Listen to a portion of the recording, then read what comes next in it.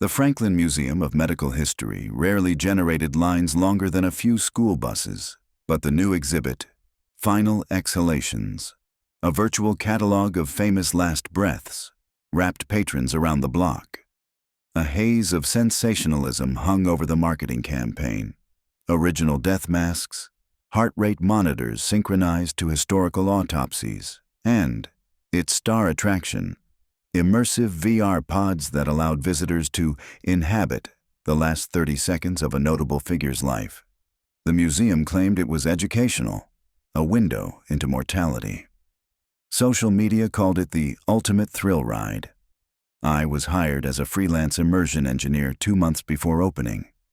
My job was to debug the haptic gloves, confirm biofeedback calibration, and above all, make sure nobody had a heart attack while witnessing the collapse of Marie Antoinette or the quiet departure of Jane Austen. The experiences were short by design, 40 seconds maximum, each ending with a programmed fade to white and a soft chime that all but whispered, "Welcome back to the living." Every simulation ended smoothly, until Pod 12. It hosted the Ardbridge Garrote, a recreation of serial killer Arthur Graeber's final breath before execution in 1926. Graeber strangled 8 people in rural Pennsylvania and wrote confessional poetry about their buzzing hush. His last moments on the gallows were captured in pre-electronic stethograph notes, and the museum digitized the sound of his slowing heart for their collection. I'd signed off on the software weeks earlier. 3 days into the public launch, a docent radioed me from the gallery. Her voice quaked. "Celeste, I've got an immersion locked at full runtime. Timer says -135. Patron's eyes are open, tracking, vitals normal, but he's not responding." The exhibit was already loud.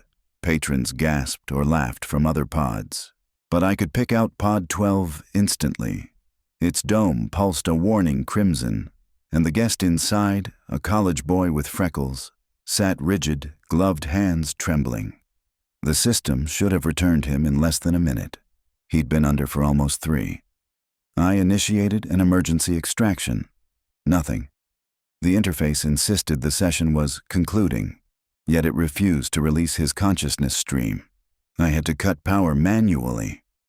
When the pod lid hissed open, the boy pitched forward, vomited, then screamed as if he were still falling through a trap door. It took 2 security officers to contain him.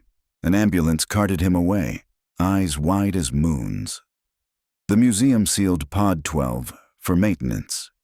Administrators feared bad press. I feared something stranger, code rot, or maybe malicious insertion. But logs showed no malware. The environment build, IDEXHAG12, remained unchanged from my last compile. That night, after the galleries emptied, I convinced my supervisor, Jonah Reyes, a friend since grad school, to stay late. By contract, we had permission to conduct after-hours diagnostics, provided we filed safety forms. We filed none. The fewer paper trails, the better. If the glitch was simple, we'd fix it quietly and reopen by morning. "You really think a net of ones and zeros can trap someone?" Jonah asked while we unbolted the maintenance hatch. "I think a brain with goggles can trap itself," I said, sliding into the seat. "Watch my vitals. Pull me if things look wrong." He lifted an eyebrow. "You sure you don't want me to go first?" "It's my code." I lowered the visor. A single breath later, I was inside 1926. Cloudy sky, dusk, wooden gallows. A wicker screen kept the crowd at bay, but I could feel their heat, their anticipation. The simulation placed me in the condemned man's body. Around my neck, rough hemp, soaked enough to chafe. A priest mumbled, voice blending with the wind. The odor of hay turned sour in my throat. I knew each event on the timeline. Heartbeat spike, creak of trapdoor, cut off of spinal nerves, fade to white. But at the critical instant, something wavered. Instead of plunging into oblivion, I just kept breathing. The rope bit. I felt vertebrae grind yet not break. I dangled but didn't die. The crowd noise fell away until silence pressed on my ears like deep water. My body, the killer's body, still twitched, but consciousness slipped sideways, landing in an empty field lit by a bronze moon. The environment no longer matched archival footage. It looked procedural, improvisational, a placeholder world. I'd never programmed it. A figure approached across brittle grass, tall, lean, hands clasped behind his back like a strolling professor. Moonlight revealed wire-rimmed spectacles and hair parted with razored precision. Arthur Graeber, age 34, the face I'd watched in research photos. His mouth curved in meek apology. "I couldn't let it end," he said, voice carrying without echo. "The end is so lonely." I tried the exit command, clenched left fist 3 times, nothing. I attempted a hard blink to trigger override. Eyes refused to track. Panic licked my ribs. Graeber tipped his head. "You people are always borrowing my last breath, but none of you stays to talk." "I'm not staying," I said. "I'm leaving, right now." "Ah," he sighed. "But you're already in the hush." He stepped closer. The air cooled 10 degrees. I felt my lab clothes, not the prison garb. My avatar had reverted to self-image. Codes were bleeding into each other. When he reached for me, his hand passed through my chest. A haptic spike knifed my sternum in reality. Jonah's voice faint in my ears. "Yell, your pulse is skyrocketing," then faded. Graeber whispered, "Tell me your favorite sound." "Exit," I snarled. He smiled with gentle sorrow. "That's mine too, yet they never let me hear it." I shut my eyes and focused on tactile recall. The weight of the VR gloves, the chill of the pod's air vents. Those were anchors that should yank me out.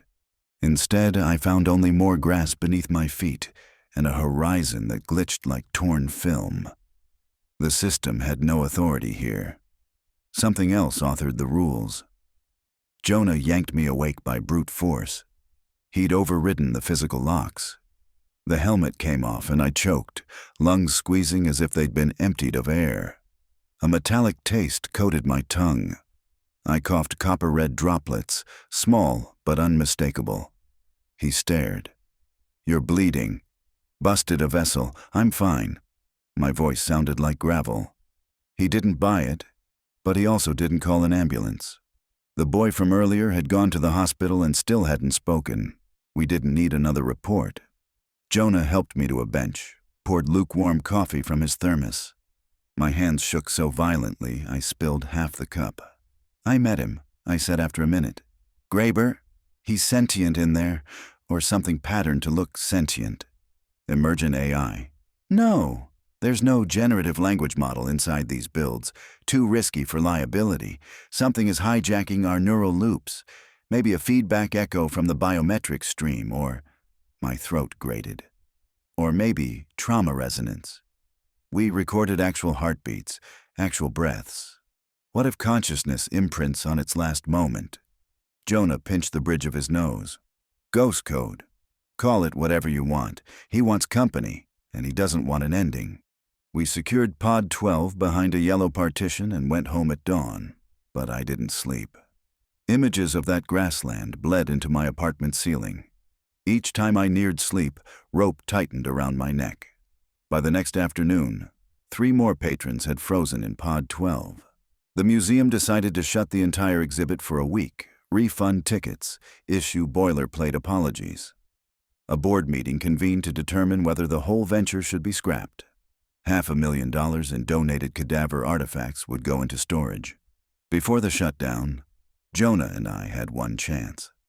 "We need to go in together," he said, handing me a secondary visor modified for tandem immersion. "Pair protocol shares cognition pathways like co-op gaming. We can anchor each other. Assuming it lets us both out. Assuming we solve whatever the entity wants." He added softly, "You weren't the only one he asked for favorite sounds." The college kid scrawled "exit" in his vomit on the ambulance gurney. That word chilled me more than anything. We bypassed the main gallery. Security staff were already wheeling pods to storage. Pod 12 still stood, lid ajar under flickering fluorescence. We spliced Jonah's extender cables, calibrated synaptic sync, set runtime hard limit at 6 minutes before autocut. Graber can't hack the physical shutoff, Jonah said, though uncertainty pricked his tone. If we don't come out, staff will kill power to the entire wing when they find us. How long till they find us? Long enough, he said. Hopefully. We slipped on visors. Darkness closed. This time we spawned not on the gallows, but inside a small parlor lit by oil lamp. Flowered wallpaper peeled in damp curls. A phonograph crooned static. I smelled lavender masking rot. I realized we occupied one of Graber's crime scenes. He strangled victim number 4 in her sitting room. Jonah popped into view beside me, translucent for a second until the pair sync completed. He tapped his arm. The gesture reverberated through the link to confirm presence, like sonar. The lamp flame guttered. Graber emerged from a corner, dressed in a dark suit instead of prison garb, as if rewriting his own narrative. His eyes behind spectacles shimmered like mica. 2 guests, how blessed I am, he said. Does that mean 2 favorites? Jonah strode forward. Arthur, is that what keeps you here? Collection of sounds. Graber giggled. Nonsense. I'm here because you refuse to finish the story. You interlopers snip the thread right before the spool empties. I'm suspended forever between hush and clamor. You'd grow restless too. I watched you die, I said. No, he corrected. You watched me begin to die. The trap door fell, the rope sang, and then your machine robbed me. It placed an ellipsis where I needed a period. Across the parlor, wallpaper warped into grassland. His custom limbo. Jonah squeezed my hand. I felt his pulse sync with mine, a braided thrum. Let us give you the ending, he said to Graber. Let us play the last note. Graber's gaze flicked hope then dread. An ending means silence. Everything ends, I said, or nothing has meaning. He circled us, fingertips trailing over furniture that dissolved to mist. My mother taught me to fear quiet. She locked me in cupboards. I listened to my own heart until its beating became a monster voice. Jonah whispered inside my headspace. We can rebroadcast his original stethograph track. Let him hear what we recorded and let it fade. I remembered the file. Raw wax cylinder transfer. 19 kilohertz bass frequency. 3 slow exhalations. Then stillness. The code was accessible but had to be executed locally. I opened my dev console, fingers working invisible keys. Graber halted, sensing new script. What are you doing? Giving you your period, I said. I stamped the command. Playback. Arthur, final.wave. Once, no loop. Fade out 8s. Heartbeat emanated from the air, a wet drum, slower and slower. Graber trembled, eyes widened. Stop it, she'll come, she'll find me. Who? Jonah asked. Graber's voice cracked. The buzzing hush. The landscape flickered. Instead of dissolving, it multiplied. The parlor tiled into infinity, each duplicate a frame out of sync, like film stuck in projector teeth. Feedback howl rose, rattling my skull. My command fought a competing loop. His terror. I felt Jonah's grip slip. His avatar flickered. Stay with me, I urged through the link. Anchor broken, he said, more data stream than speech. Graber screamed, not at us, but at the wallpaper, at the noise. His shape elongated, limbs stringing into rope. He convulsed, and for an instant the entire grid froze, as if uncertain which physics to obey. Then the rope snapped. He collapsed on his knees. Heartbeat track hit final beat. 1, 2. Silence. The walls shook, cracks yawning to reveal bright white. I glimpsed gallery ceiling lights, the real world leaking in. The program had reached termination. Jonah, now! I clamped my left fist, right fist. He mirrored. The exit macro required simultaneous trigger. My visor lifted. Pod 12 lit green. Jonah sat across from me, sweat-drenched but grinning. His laughter dissolved into a sob. He wiped tears, nodding that he was all right. For a breath, we were back under fluorescent reality, and then every monitor in the service bay burst to life, playing the same 8-second clip of rope creaking. No speakers were connected, yet sound boomed through the room. "Power down!" I shouted, slapping the wall kill switch. Silence returned, brittle as glass. Maintenance staff discovered us seconds later. We pretended routine tests, claimed success, though our pallid faces suggested otherwise. But logs showed Pod 12 finally ended sessions at 40 seconds as intended. The glitch, from a code perspective, was gone. News cycles shifted to other controversies. Refunds stopped. The exhibit reopened. Pod 12 remained operational, rebranded, ironically. Encounter with silence. Patrons exited calm and contemplative. No more seizures, no more lost time. Still, I noticed something weeks later. Each guest's biometric print contained an anomaly, a microsecond dip in brainwave amplitude at the 31-second mark. It wasn't harmful, but it was consistent, like a fingerprint, as if something brushed every mind on its way out. I asked Jonah whether we should remove the simulation entirely. He paced, chewing a knuckle. "We already gave him the ending," he said. "All that's left is an echo." "Echoes bounce," I reminded him. At closing one evening, curiosity overrode caution.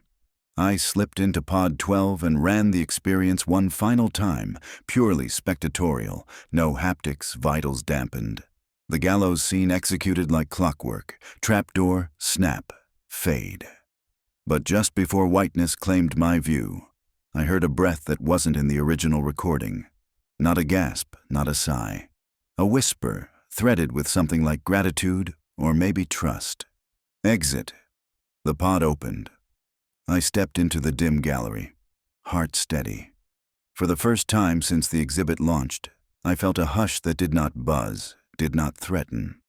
Graeber was gone, or sleeping deeply at last.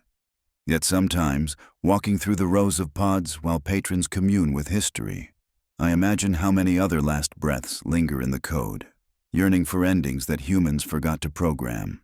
I wonder whether, in trying to bring people closer to death, we invited death to study us back. We curated a library of finales, each one a door, and we gave the keys to anyone with a ticket. One night, as I locked the gallery, the PA system clicked to life, though my finger was nowhere near the mic button. The line was faint, almost swallowed by static, but unmistakable. "What's your favorite sound?" The hush that followed buzzed like distant bees.